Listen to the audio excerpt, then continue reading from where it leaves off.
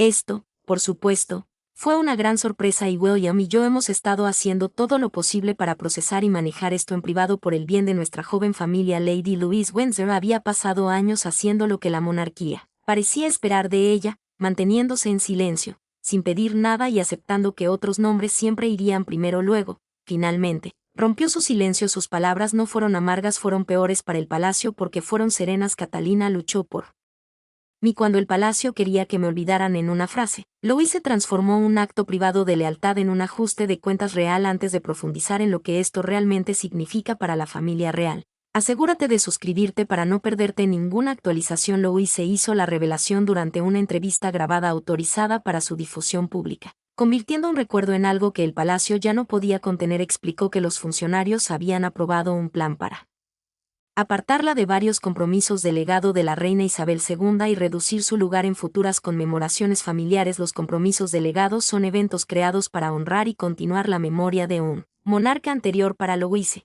tenían importancia porque la conectaban con la abuela que adoraba. Catherine observó los cambios propuestos y actuó antes de que fueran definitivos. Louise nunca se había caracterizado por el enfrentamiento. Había pasado años aceptando papeles secundarios sin queja, creyendo que la lealtad implicaba no protagonizar ella misma la historia. Justo antes de la entrevista, se sentó junto a Sophie con sus notas preparadas abiertas sobre su regazo. Sus dedos se detuvieron en el párrafo que mencionaba a Catherine. Sophie dijo en voz baja que podía eliminarlo. Louise cerró la carpeta. No, ella merece la verdad. Sophie no dijo nada más, pero comprendió que el silencio se había vuelto doloroso. Catherine recibió una transcripción poco después. Leyó la frase 2 veces. Bajó la página y permaneció en silencio. William notó el cambio de inmediato. Catherine nunca había tenido la intención de que su intervención se hiciera pública, y el futuro rey entendió por qué ella había defendido a Louise en privado, porque creía que la joven royal estaba siendo marginada mediante un proceso diseñado para parecer inofensivo. El plan iba más allá de las invitaciones. Louise reveló que su nombre estaba siendo retirado de una futura iniciativa conmemorativa vinculada a su difunta abuela, mientras que las listas de representación y las responsabilidades ceremoniales se revisaban discretamente a su alrededor. No se suponía que ocurriera nada dramático. Esa era la estrategia. Una ausencia se sumaría a otra, hasta que el público dejara de preguntar por ella. Louise había expuesto esa lenta desaparición. Sin embargo, la pregunta más peligrosa seguía sin respuesta: ¿por qué Catalina había notado lo que casi todos los demás habían permitido que continuara? Y para comprender por qué Catalina se negó a dejar que Louise desapareciera, la historia debe alejarse de la declaración que conmocionó al palacio y dirigirse hacia la joven que había pasado años aprendiendo cuán silenciosamente podía ser borrada una vida real. He guardado esa preferencia para las próximas secciones. Priorizaré una entrega más rápida y una ligera variación por encima o por debajo del recuento de palabras. Objetivo: está bien. Louise nunca fue educada para creer que la corona le debía un protagonismo. Todo lo contrario, aprendió desde temprano que la dignidad podía significar permanecer varios pasos atrás, observar ceremonias desde un lado, y permitir que historias reales más sonoras pasaran delante de ella. Pero hay una diferencia entre elegir una vida más tranquila y descubrir que otros han elegido una para ti en silencio. Catalina entendió esa diferencia mucho antes de que Louise estuviera dispuesta a decirlo en voz alta. Lady Louise Windsor ocupaba una de las posiciones más delicadas de la monarquía como hija del príncipe Eduardo y Sofía. Vivía lo suficientemente cerca del deber real como para entender sus exigencias, pero lo suficientemente lejos de la línea de sucesión central como para saber cuán rápido podían cambiar las prioridades a su alrededor. La línea de sucesión es simplemente el orden oficial que determina quién puede heredar el trono. Louise nunca esperó estar cerca de su centro. Lo que dolía era empezar a sentir que la distancia de la corona se estaba convirtiendo lentamente en distancia de la propia familia. Catalina notó algo familiar en ella mucho antes de que alguien hablara abiertamente de exclusión. Louise escuchaba antes de responder, rara vez se adelantaba, llevaba la responsabilidad sin hacer un espectáculo de ello.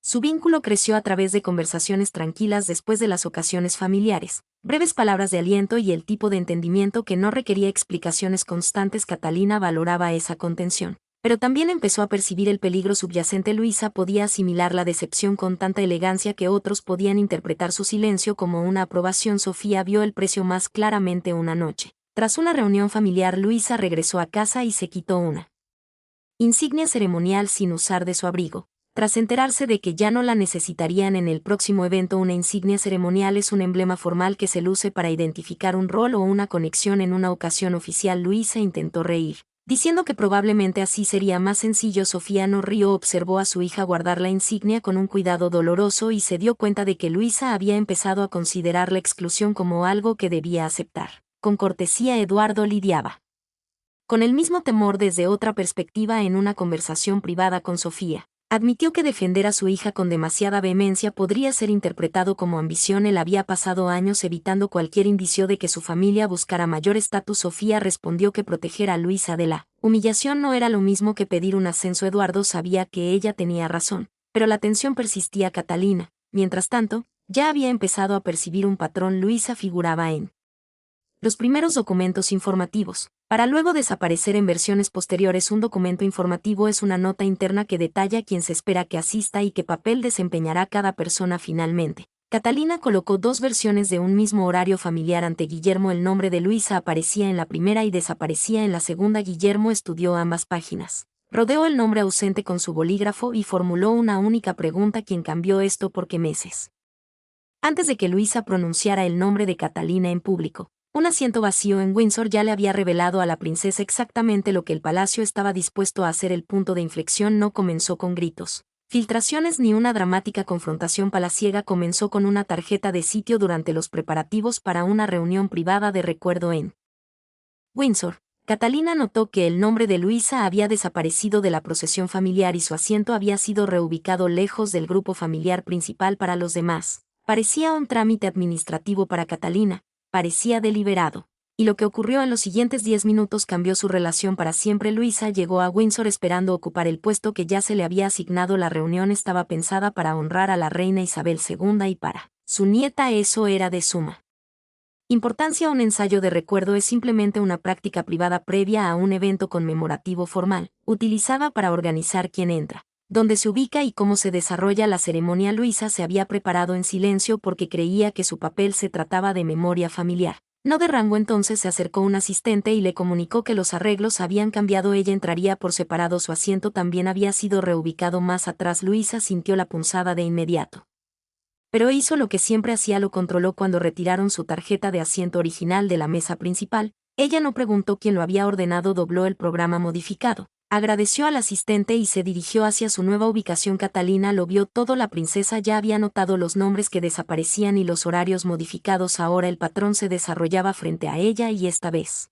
Luisa no pudo disimular el dolor lo suficientemente rápido. Catalina la siguió hacia un pasillo más tranquilo. Le preguntó si Luisa había aceptado el cambio. Louise ofreció la respuesta que había salvaguardado a todos menos a ella misma. Eso no importaba. Catherine no la aceptó. Le dijo claramente que sí lo hacía. Louise dudó antes de confesar que le habían asegurado que un rol menor sería más beneficioso para la dinámica familiar. Las palabras sonaban inofensivas, pero su implicación era cruel. Alguien había determinado que la participación de Louisa restaba cohesión a la imagen de la monarquía. Catherine se giró de nuevo hacia los organizadores con su paciencia agotándose. Exigió saber quién había aprobado ese cambio. Un consejero explicó que la disposición se alineaba con las prioridades de presentación futuras, sugiriendo un esfuerzo por mantener un grupo real más reducido y controlado de cara al público. Catherine rechazó esa argumentación. Louise no buscaba protagonismo, estaba honrando a su abuela. Un consejero advirtió que revertir la decisión podría sentar un precedente. La respuesta de Catherine llegó sin titubeos: tratar a una nieta como prescindible, afirmó, crearía uno mucho peor. Antes de que se reanudara el ensayo, tomó la tarjeta de sitio de Louisa y la devolvió ella misma a su lugar original. Louise jamás olvidó ese gesto, tampoco los funcionarios que lo presenciaron. El lugar restaurado en Windsor debería haber zanjado el asunto, pero en cambio, generó algo mucho más peligroso entre los muros del palacio: una batalla silenciosa sobre quién tenía la autoridad para decidir qué miembros de la realeza aún importaban. Catalina había pasado años dominando el arte real del desacuerdo sin aspavientos. Sabía cuándo suavizar una frase, cuándo esperar, y cuando el silencio protegía la institución mejor que la confrontación. Pero cuando llegó otra propuesta meses después, limitando aún más el futuro papel de Luisa, la moderación dejó de parecer diplomacia, parecía rendición. Esta vez, Catalina no envió un mensaje a través de sus asistentes. Entró ella misma en la sala y pidió que la decisión se defendiera cara a cara. Catalina comprendió de inmediato que esto ya no se trataba de un incómodo ensayo en Windsor. La nueva propuesta recomendaba que Luisa apareciera en futuras conmemoraciones de legados solo cuando acompañara a Eduardo o Sofía, poniendo fin efectivamente a su lugar independiente en las principales Ocasiones familiares. Las conmemoraciones de legados son eventos formales creados para honrar la vida, el servicio o la memoria de un monarca fallecido. Esa distinción era importante, pues Louise nunca había buscado un rol más prominente en la realeza, simplemente la estaban apartando de eventos vinculados directamente a su propia historia familiar. Catalina se sentó frente a dos asesores de alto rango del palacio, sin personal subalterno presente entre ellos. Había una carpeta con la propuesta.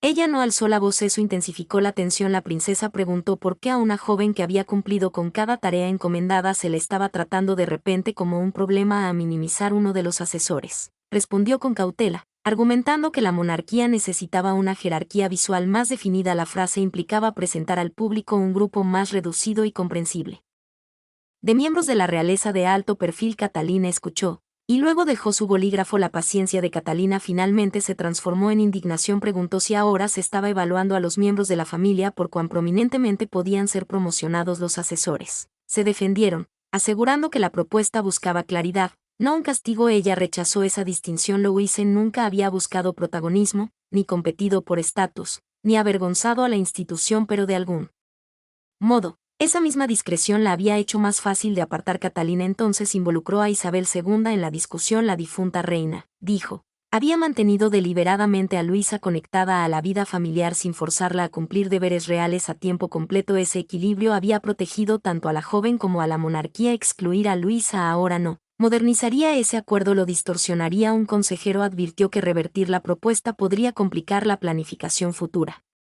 Catalina respondió que la conveniencia no era una razón suficiente para eliminar a alguien. Los funcionarios aún se negaron a retirar la recomendación. Catalina se recostó, midió sus palabras y dejó las implicaciones muy claras. Llevaría el asunto directamente a Carlos si era necesario. Presentaría su objeción por escrito para que nadie pudiera pretender después que su postura no había estado clara en ese instante. El trato a Luisa dejó de ser un ajuste administrativo, se convirtió en una decisión real que el propio rey tendría que asumir. Catalina había sacado a la luz la política oculta, pero defender a Luisa era una cosa, descubrir quién tenía realmente el poder de revertir el proceso resultó ser mucho más complejo. Las familias reales están unidas por lazos de sangre, sin embargo, las instituciones monárquicas operan con listas, jerarquías, listas de invitados, órdenes de procesión, calendarios de representación y definiciones cuidadosamente negociadas sobre la posición de cada uno. El futuro de Louisa quedó atrapado dentro de esa maquinaria. Catalina podía protestar, Guillermo podía exigir explicaciones, Sofía y Eduardo podían oponerse. No obstante,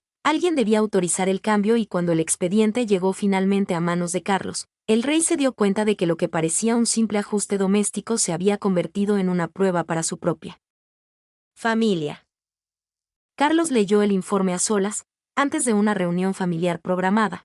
Consciente de que la discusión había superado con creces la cuestión de un nombre ausente, la propuesta había surgido de los departamentos de planificación del palacio encargados de la representación ceremonial, es decir, del procedimiento interno para determinar qué miembros de la realeza asisten, dónde aparecen y cuál es su nivel de protagonismo. Los funcionarios defendieron la modificación como parte de una monarquía más reducida y enfocada en el público. Su razonamiento era sencillo: menos miembros activos implicaban menos confusión. Catalina ya había desestimado ese argumento. La eficiencia, insistió, no podía ser una palabra elegante para hacer desaparecer a parientes leales. Carlos llegó a la página con la objeción escrita de Catalina y se detuvo. Se quitó las gafas, las puso al lado del expediente y miró el nombre de Luis sin pasar la página. El rey comprendió el peligro al instante. Aprobar la recomendación no solo agilizaría las apariencias, le diría a Eduardo y Sofía que su hija podía ser marginada discretamente porque era poco probable que se quejara. Peor aún, confirmaría el temor de Catalina de que el incidente de Windsor se había convertido en política. Eduardo se negó a suavizar sus propias palabras. Cuando se reunió con su hermano en privado, le dijo a Carlos que nunca había pedido un gran papel público para Louise y que no tenía intención de hacerlo ahora. Luego, su voz se endureció. No aceptaría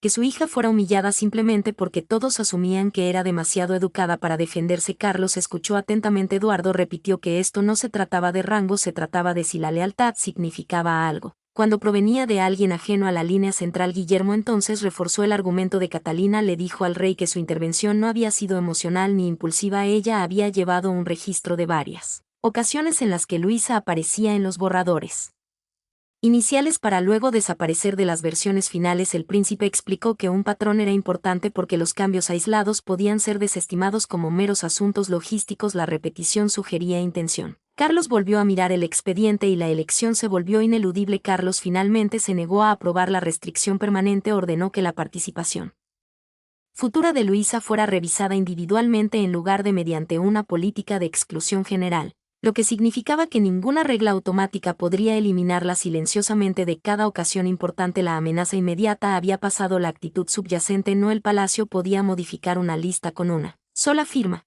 pero no podía controlar lo que sucedería cuando Luisa descubriera cuántas puertas había abierto Catalina en su nombre sin pedir jamás reconocimiento. Luisa siempre había creído que Catalina la defendió una vez en Windsor. Ella desconocía los cambios de agenda, la objeción escrita, el enfrentamiento o la conversación que llegó hasta el rey. Sofía la había mantenido al margen de esos detalles por temor a que su hija se sintiera una carga. En cambio, cuando la verdad finalmente salió a la luz, Louise sintió algo completamente distinto. Se dio cuenta de que, mientras ella se preparaba en silencio para desaparecer, alguien más se negaba en silencio a que eso sucediera.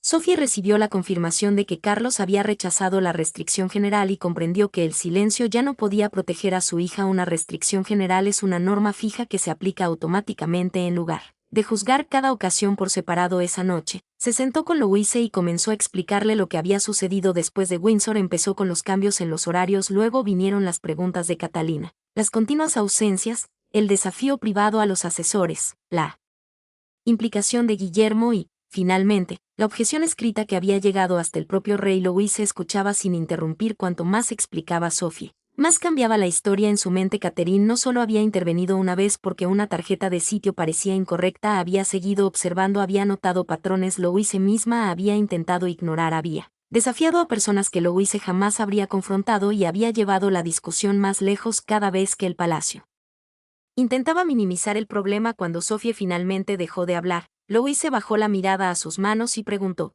¿por qué no me lo dijo?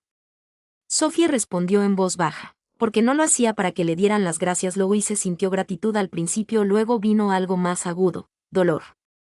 Se dio cuenta de lo completamente que había aceptado la idea de que ser pasada por alto era simplemente el precio de ser ella misma. Se había convencido de que hacer preguntas parecería desagradecido, que la decepción debía tragarse y que la dignidad significaba facilitar cada desaire para los demás. Sophie vio la comprensión asentarse en su hija y entendió que Catherine había protegido algo más que un rol ceremonial. Había desafiado la creencia que Louise había formado lentamente sobre su propio valor. Sophie reveló entonces un último detalle. Catalina había pedido expresamente que varias intervenciones se mantuvieran en privado, pues no deseaba que Luisa se sintiera en deuda o presionada a asumir un rol público mayor. Eso lo cambió todo. La princesa no había estado luchando por hacer a Luisa más visible por mera apariencia, había estado defendiendo su derecho a elegir sin ser apartada silenciosamente. Luisa tomó su propia decisión esa noche, abrió el discurso preparado para una próxima conversación benéfica, eliminó varios párrafos seguros y escribió una frase en su lugar. Catalina luchó por mí cuando el palacio quería que me olvidaran. La familia creía que la disputa había sido contenida. Luisa sabía que no era así durante años. Luisa había protegido al palacio con su silencio. Ahora descubriría qué sucedía cuando usaba esa misma voz callada para proteger a la mujer que la había protegido. Luisa no quería que Catalina fuera emboscada por gratitud, de la misma manera que Catalina no quería que Luisa se sintiera agobiada por la protección. Por lo tanto, antes de que las palabras se hicieran públicas, la joven royal solicitó una conversación sin asesores, sin un lenguaje palaciego preparado, sin una declaración cuidadosamente redactada entre ellas, solo dos mujeres sentadas una frente a la otra con una verdad que había estado oculta demasiado tiempo. Y en esa habitación privada, Catalina comprendió que cada intervención sutil había significado mucho más que simplemente devolver un nombre a una lista. Luisa pidió reunirse con Catalina en privado antes de la conversación benéfica donde sus comentarios serían grabados por una vez. No había asistentes moldeando el discurso ni funcionarios de la corte decidiendo qué suavizar. Luisa le dijo directamente que tenía la intención de hablar sobre lo sucedido. Explicó que la gente a menudo veía las apariciones reales sin comprender lo que significaba la exclusión desde dentro de la familia. Veían quién asistía, quién se paraba dónde y quién era mencionado. Rara vez veían el daño silencioso causado cuando alguien era apartado repetidamente. Catalina escuchó atentamente, pero la incomodidad cruzó su expresión casi de inmediato. Le pidió a Luisa que no la convirtiera en la heroína de la historia. La princesa insistió en que el lugar de Luisa en la familia nunca debió haber dependido de que alguien interviniera para rescatarla. Catalina actuó porque creía que las decisiones eran erróneas, no por buscar alabanzas futuras. Luisa comprendió eso, Pero en esta ocasión se negó a ceder. Luisa replicó con firmeza. Catalina rara vez la había oído así. Dijo que precisamente por eso la verdad era importante. Catalina no le había otorgado un lugar, ella había defendido un lugar que ya le pertenecía. Esa diferencia lo cambió todo. Luisa no estaba agradeciendo a alguien por concederle importancia, estaba reconociendo a la persona que se había negado a permitir que otros le arrebataran esa importancia. Sin más, Catalina guardó silencio. Visiblemente conmovida por la distinción, Luisa entonces reveló algo que nunca antes había confesado tras el incidente de Windsor. Había considerado seriamente la posibilidad de retirarse por su cuenta de varios futuros eventos familiares. La retirada voluntaria significaba apartarse por elección personal antes de que los funcionarios pudieran excluirla. Primero, Luisa confesó que desaparecer ella misma empezaba a sentirse menos humillante que esperar a ser nuevamente apartada. Catalina comprendió entonces la profundidad del daño causado. Catherine, extendiendo la mano sobre la mesa, le dijo a Louise que jamás se empequeñeciera solo para facilitar la decisión de otra persona. Sus palabras calaron más hondo que cualquier consuelo formal del palacio. Louise había pasado años creyendo que la dignidad implicaba aceptar menos sin quejarse. Catherine le estaba diciendo que la dignidad también podía significar negarse a desvanecerse. Catherine dejó de intentar hacerle cambiar de opinión. Louise se marchó sabiendo exactamente qué diría, mientras el palacio permanecía ajeno a que solo unas horas separaban la lealtad privada de la verdad pública. Cuando Louise finalmente habló, sus palabras duraron apenas unos segundos.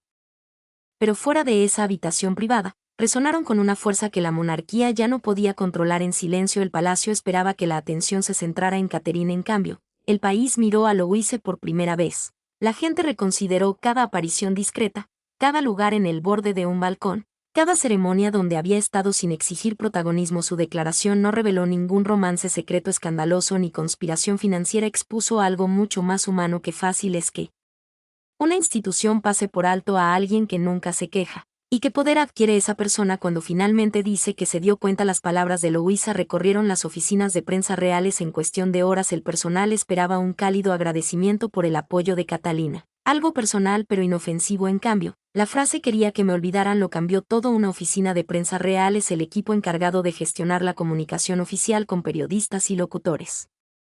Esto ya no era una simple historia de amabilidad dentro de la familia, se había convertido en una cuestión de quién recibe protección, quién es menospreciado y con qué sigilo pueden ocurrir esas decisiones. Sophie se mantuvo cerca de su hija mientras la cobertura televisiva se intensificaba. No le preocupaban solo los titulares, temía que Louise lamentara haber expuesto algo tan privado. Una vez que llegara toda la fuerza de la atención pública, Louise no dudó, le dijo a su madre que el único arrepentimiento era haber tardado tanto en reconocer a Catalina. Sophie notó la diferencia de inmediato. Su hija ya no hablaba solo desde el dolor, hablaba desde la certeza. Catalina reaccionó de forma muy distinta a los elogios que la rodeaban en ese momento. Ella había actuado en privado y esperaba que el asunto siguiera siendo así. Guillermo notó su incomodidad y le recordó que la declaración de Luisa no buscaba engrandecer a Catalina. Se trataba de que Luisa reclamara la autoría de lo que le había sucedido. El príncipe comprendió esa diferencia, pues la joven royal había pasado demasiado tiempo permitiendo que otros definieran el significado de su silencio. Para la mañana siguiente,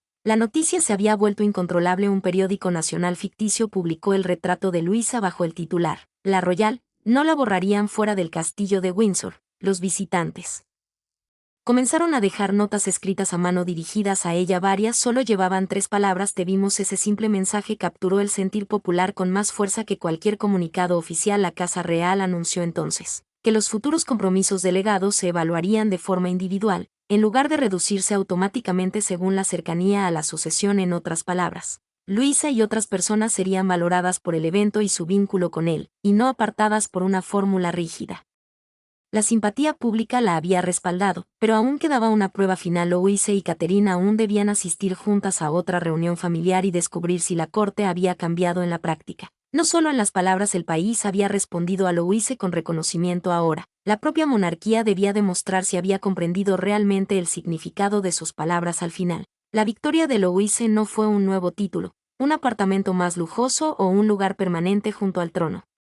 Eso nunca fue lo que ella deseaba. Su triunfo fue mucho más sencillo y personal. Cuando la familia se reunió de nuevo para honrar a la generación anterior, nadie tuvo que luchar para que su nombre volviera a ser incluido. Ya estaba allí, y cuando Louise entró en esa sala junto a Catherine, el mensaje fue inequívoco: no había sido ascendida, había sido recordada. Louise llegó a la conmemoración posterior en Windsor, sin llevar la incertidumbre que la había acompañado antes. El evento estaba vinculado al legado de la reina Isabel II, lo que significaba que honraba la vida, el servicio y la memoria de la difunta monarca a través de la familia que había dejado en esta ocasión. El lugar de Louise estaba asegurado desde el principio, no había un horario revisado, ni una corrección discreta, ni un mensaje de último momento que le indicara que se moviera. Sofía notó que su hija se detenía junto al grupo familiar y rozó el borde de su tarjeta de lugar por un instante. Louise no dijo nada, no era necesario. Su madre comprendió perfectamente por qué ese pequeño gesto era importante. Carlos ya había dejado clara su postura. La monarquía podía optimizar las funciones públicas, es decir, reducir y simplificar el número de miembros de la realeza que realizaban trabajos oficiales, pero la eficiencia no podía permitir que borrara los lazos familiares o disminuyera años de lealtad silenciosa. El rey entendía que Louise nunca había exigido un estatus de alto rango, ella solo se había sentido herida por la sugerencia de que su falta de ambición la hacía más fácil de apartar para el monarca. Esa distinción se había vuelto imposible de ignorar. Louise encontró a Catalina antes de que la reunión avanzara y le agradeció una vez más. La princesa inmediatamente desestimó el elogio, le dijo a Louise que el mejor resultado no era ser recordada como la mujer que la defendió, era llegar a un punto en el que Louise ya no necesitara que nadie la defendiera en absoluto. Las palabras de Catalina resonaron de manera diferente ahora. Louise comprendió al fin que la humildad no era someterse a la humillación, y la lealtad no implicaba fingir que las decisiones dolorosas no causaban daño. La intervención de Catalina nunca se trató realmente de ampliar la familia real o de oponerse al cambio, se trató de marcar un límite. La reforma podía alterar funciones, apariencias y expectativas, pero no podía borrar a las personas a la ligera solo por ser lo suficientemente discretas como para tolerarlo. Louise había aprendido esa lección a través del dolor, Catalina la había impuesto a través de la valentía. Louise cerraba este capítulo no como una royal olvidada salvada por una futura reina, sino como una mujer que finalmente entendía su propio valor. Catalina se rebeló no porque exigiera reconocimiento, sino porque ejerció su influencia cuando nadie la observaba, y la monarquía aprendió algo aún más importante: las instituciones perduran no solo por coronas, reglas y sucesión, sino por recordar a los seres humanos que permanecen discretamente en su interior. Ya no quedaba nada que Louise tuviera que demostrar, ni nada que Catalina tuviera que defender. El lugar que una vez fue apartado en silencio, ahora se había recuperado con dignidad y esta vez perduró. Gracias por vernos, no olvides darle like y suscribirte, y nos vemos en el próximo video.